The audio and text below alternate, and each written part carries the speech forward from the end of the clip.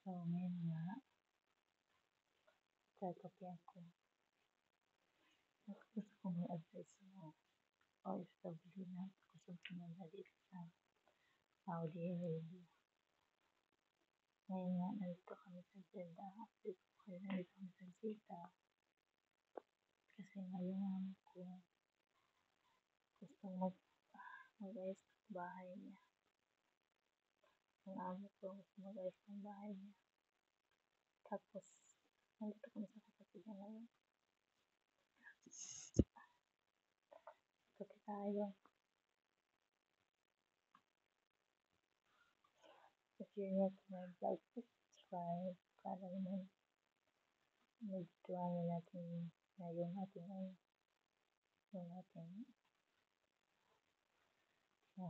subscribers.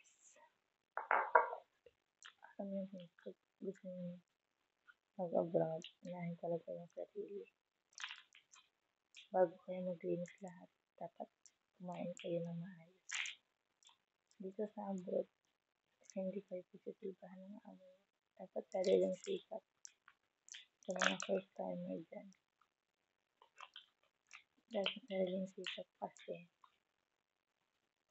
pag dito hindi mo inayos yung sarili mo, hindi mo tinulungan yung sarili mo, kawawa ka mag-isa ka na.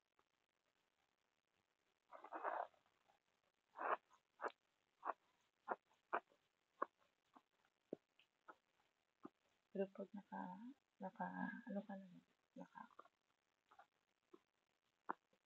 nakabos ka ng medyo mabait, bibigyan ka nila ng pagkain, hindi mo na kailangan humingi. So, pag hindi mabait, dapat tanong ka talaga yung pagkain mo.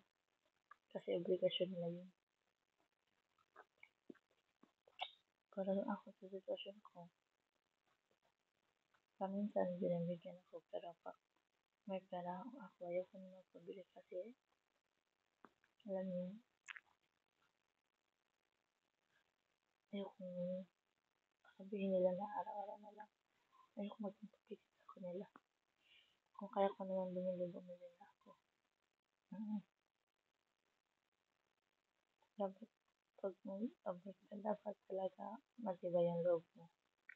Lalo na sa mga medyo bata-bata pa dyan. Tapos gusto mag-abot.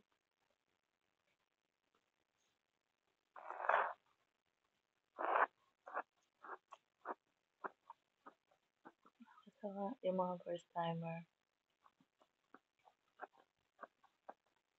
Kasi dito sa abroad, yung mga nag-iinsito, hindi talaga yan yung magagamit. Pero pinibigay nila. Kailangan nila, nire-request nila. Pagdating nyo dito sa abroad, yung mga first timer, walang kaalam-alam. Tulad, nung dumating ako dito sa abroad, hindi ko talaga maintindihan. Kasi akala ko parang hotel manage yung gamit eh. Parang talaga, mag-apply ka lang sa hotel, parang gano'n. Pero hindi.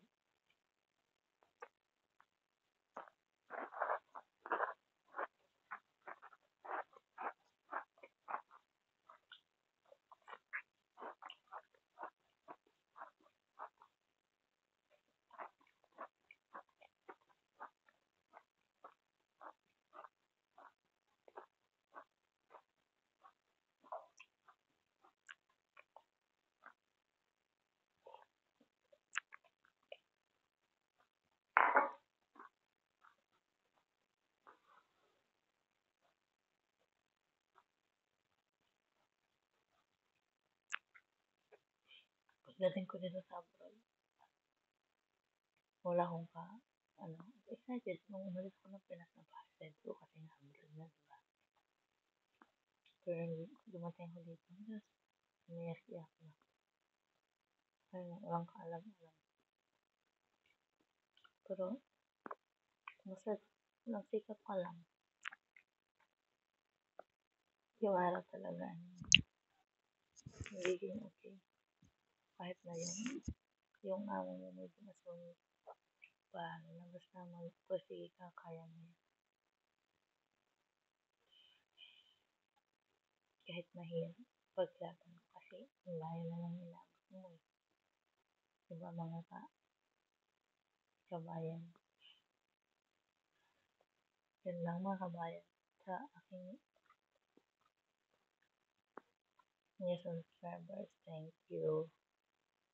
Saka sa hindi pa nag-subscribe sa ating video, please subscribe mga kabayan. Yun lang. Good luck. And God bless.